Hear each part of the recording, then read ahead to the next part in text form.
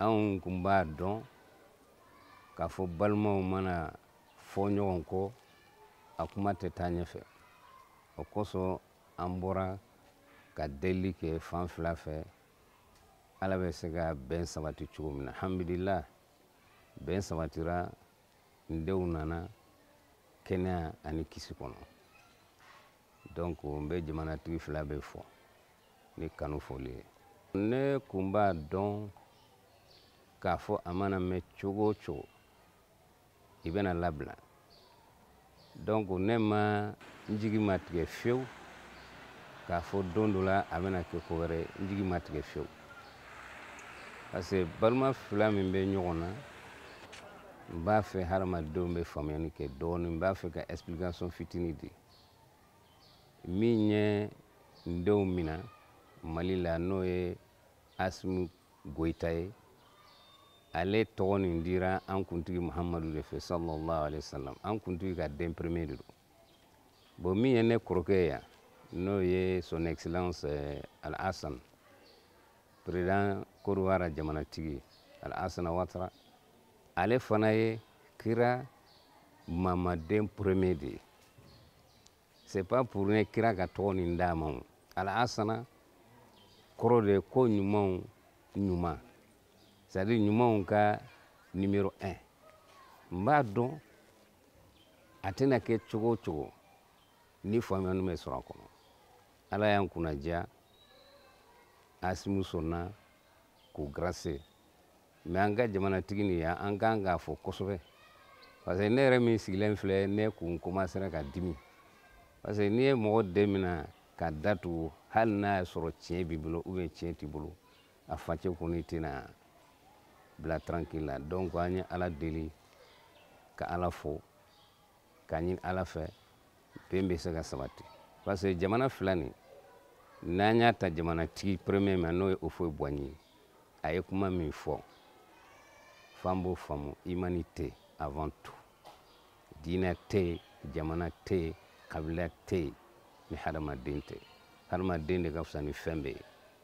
Donc n dalen kun b'a la k'a fɔ nin don in bɛna se, k'a fɔ ko in bɛ se ka yɛlɛma ka kɛ sababu ye an bɛ ɲɔgɔn kanu ka tɛmɛ kɔrɔlen kan. Donc ne jigi ma tigɛ fiyewu parce que ne dalen bɛ Ala ka ko la, n b'a dɔn Ala bɛ tiɲɛ sabati don dɔ la. Ne bɛ se ka fɛn min fɔ o yɔrɔ la, an nisɔndiyalen de don kojugu. Parce que n'i ko ɲagaribagatɔ ma k'a ka taa suma fiyɛ, n'a daji m'a faga, nunji b'a faga.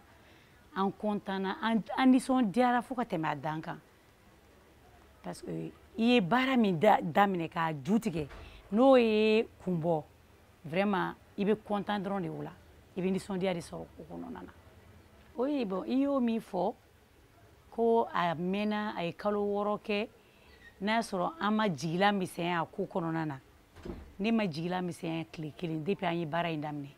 Parce que ne b'a dɔn a mana kɛ cogo o cogo Côte d'Ivoire ni Mali a bɛ komi ɲi ni nɛ, a bɛɛ bɛ da kelen de kɔnɔ. Donc ɲi ni nɛ tuma dɔ la u bɛ se ka fili, u bɛ kɛlɛ mais u bɛ tila ka diya, a tɛ taa yɔrɔ si. Ne ma jigila misɛnya foyi sɔrɔ, ne y'a dɔn n ka kun bɛna nɔgɔya.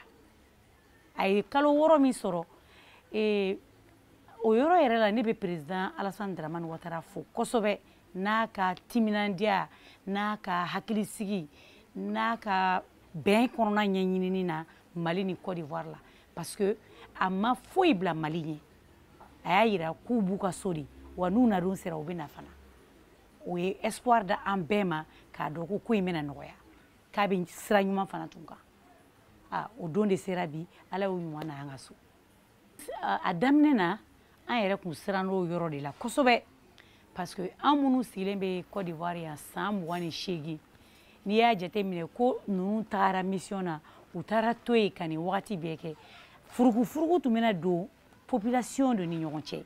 Mais diplomatiquement ne bolo a ma foyi tiɲɛ. A ma foyi tiɲɛ min na parce que u ma espoir foyi perdu ni Mali ye. Fɛn fɛn tun b'u ni Mali cɛ, u m'a dabila, u ma foyi jɔ.